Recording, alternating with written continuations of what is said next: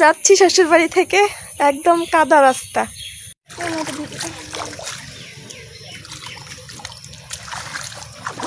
দাও দাও জুতো নাও। দাদু যায়েন, বল দাদু যায়েন। আমি কাঁদি। আবার আসবো। আচ্ছা, আল্লাহ হাফেজ, সালাম দাও।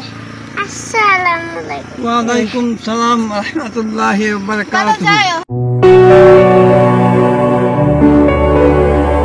আসসালামু আলাইকুম ওয়া রাহমাতুল্লাহ। আমার প্রাণপ্রিয় দর্শক বন্ধুরা সবাই কেমন আছেন?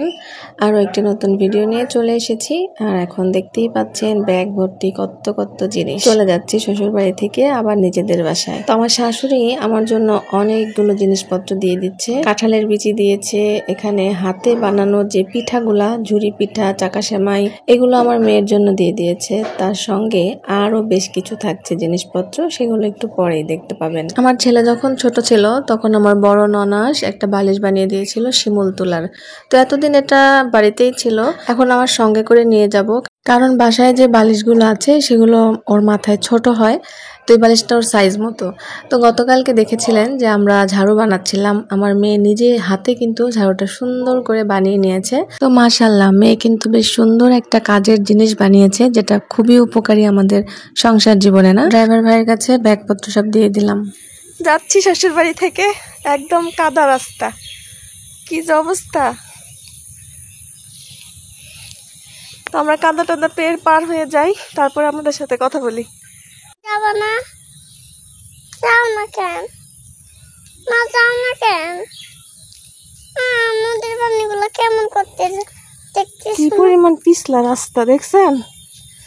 আর আমার ছেলে আমার কোলে, অনেকগুলা ব্যাগ, যার কারণে সব। নদী, আর ওই দেখেন নদীর নদীটা নৌকা নৌকা নৌকা দাঁড়িয়ে আছে কেন এই জায়গায়? ওখানে উঠে মাছ মারে। ওয়াও, কি সুন্দর নৌকা। অনেক দূরে নৌকা আছে, অনেক দূরে। অবশেষে ড্রাইভার ভাই এসে আমার ছেলেটা নিচে। আমি একবারে ক্লান্ত হয়ে গেছি, মোটামুটি ভালোই হেঁটে আসতে হয়। তো দেখতেই পাচ্ছেন এতটুকু আবার সলিং করা। এই সলিংটা পুরোটা হইলে মানে বাংলাদেশের কোনো কাজ সঠিকভাবে হয় না। তো থাকেন, ওই যে গাড়ি দাঁড়ায় আছে, আমরা যাই, উঠি। থাকেন, আপনারা আমার সাথেই থাকেন।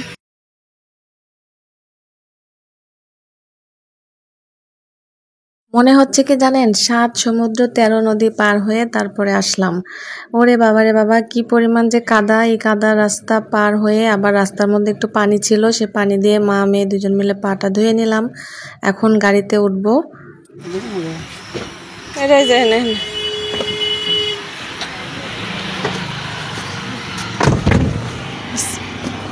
দাদু যাও গা, আমাকে যাবা?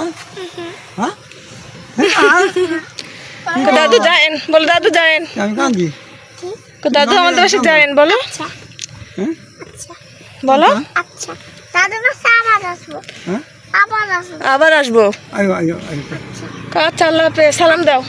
আসসালামু আলাইকুম। ওয়ালাইকুম সালাম রাহমাতুল্লাহি ওয়া বারাকাতুহু। হ্যাঁ, আবার যায়েন সময় পেলে। গরু নিলে গায়ে যাও। আচ্ছা আবার যাও। আচ্ছা তুমি আয়ো। হ্যাঁ, গরু বেচা দিবা। তুমি আয়ো দাদু। গরু নিয়ে যাবা। আচ্ছা ঠিক আছে। আচ্ছা থাকেন। হ্যাঁ হ্যাঁ হ্যাঁ, উঠছে, হ্যাঁ উঠছে। তো আল্লাহর নাম নিয়ে বিসমিল্লাহ বলে গাড়িতে উঠে গেছি, আর গাড়ি কিন্তু ছেড়েও দিয়েছে। তো বয়স্ক 2 শ্বশুর শাশুড়িকে বাড়িতে একা রেখে আবারও চলে যেতে হচ্ছে। পর্যায়ক্রমে সবাই কিন্তু এভাবেই এসেছি, আবার চলেও যাচ্ছি। আমি সবার শেষে এসেছিলাম, এখন আমিও চলে যাচ্ছি। তো আব্বা আম্মা দুজনকে একা একা রেখে যেতে সত্যিই খুব খারাপ লাগে, কিন্তু আমাদেরও তো জীবন, আমাদেরও কর্মব্যস্ততা আছে, বাচ্চা কাচ্চার পড়াশোনা আছে, নিজেদেরও অনেক কাজকর্ম থাকে, যার কারণে কিন্তু আমরা গ্রামে কেউই থাকতে পারি না। তো আল্লাহ পাকের অশেষ রহমত যে আমাদের গ্রাম থেকে শহরে আসতে বা যেতে বেশি সময় লাগে না। 1 থেকে 1.5 ঘন্টার মধ্যে আমরা বাড়িতে আসতে পারি, যেতে পারি। দিন গিয়ে দিনে আসা যাওয়া করাটা কোনো ব্যাপারই না। যার কারণে আমার দেবর, ভাসুর, যা তারা অনেকটা সময়ই গ্রামে আসা যাওয়া করতে পারে। তো গাড়ি থাকার কারণে কিন্তু আমাদের সুবিধাটা আরো অনেক বেশি হয়েছে। যার কারণে যখন ইচ্ছা, যদি রাত 2টা-3টাও বাজে, তারপরও বাড়িতে আসা কোনো ব্যাপারই না। তো আমরা দেখতেই পাচ্ছেন সন্ধ্যা হয়ে গেছে, রওনা দিয়ে দিয়েছি বেরোতে বেরোতে, এবং প্রচন্ড বৃষ্টি ছিল যার কারণে রাস্তায় অনেক কাদা। আব্বা আমাকে একা একা রেখে আসলাম, খুবই খারাপ লাগছে, কিন্তু কিচ্ছু করার নেই। মেয়ের মাদ্রাসা খোলা, পরীক্ষা, এদিকে আমার মাও তো একা, আবার আমার হাজবেন্ড নাই। তো দূরে আপনাদেরকে একটা বিল্ডিং দেখাচ্ছি, ওই যে সাদা রঙের, ওইটা কিন্তু একটা হাসপাতাল। গ্রামের মধ্যে যদি এরকম একটা হাসপাতাল তৈরি হয় এবং গ্রামবাসীরা সেখান থেকে সুবিধা পায় তাহলে কিন্তু মন্দ না, খুবই ভালো একটা ব্যবস্থা। তো আলহামদুলিল্লাহ, পরবর্তীতে আসলে কোনো এক সময় হাসপাতালটা ঘুরে দেখে আসবো। তো দেখতে দেখতে আমরা কিন্তু গ্রাম ছেড়ে শহরেও চলে আসছি। তো আজকের ভিডিওটা কেমন লাগলো কমেন্ট করে জানাবেন। গ্রামে আবার কবে যাই জানি না। তো নেক্সট টাইম গ্রামের ভিডিওটা হয়তো অনেক পরেই পেতে পারেন। আপাতত গ্রাম থেকে আমরা এখন শহরে চলে এসেছি, সঙ্গে আছে আমার বড় ভাসুর। তো গ্রাম থেকে এখন চলে এসেছি গাজীপুর চৌরাস্তা, আমার সঙ্গে আমার ভাসুর আছে। তো উনি আমাদের সঙ্গেই যাবেন। আমার ভাসুরের বাসা এবং আমাদের বাসা একদমই কাছাকাছি।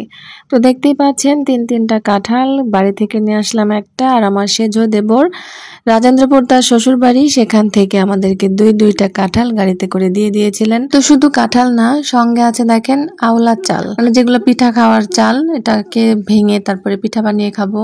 তারপরে দিয়েছে খুদ, আর এখানে দিয়েছে ঝুরি ভাজা, আমার মেয়ের জন্য তার দাদি দিয়ে দিয়েছে। এগুলো হাতে বানানো পিঠা, ঝুরি পিঠা এবং চাকা সেমাই পিঠা। তো এগুলো খুবই মজাদার।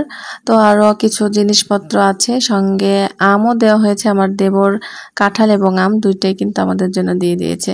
তো দেখতে দেখতে ভিডিও শেষ পর্যায়ে চলে এসেছি। ভালো থাকবেন সবাই, বিদায় নিচ্ছি আজকের মতো। আল্লাহ হাফেজ।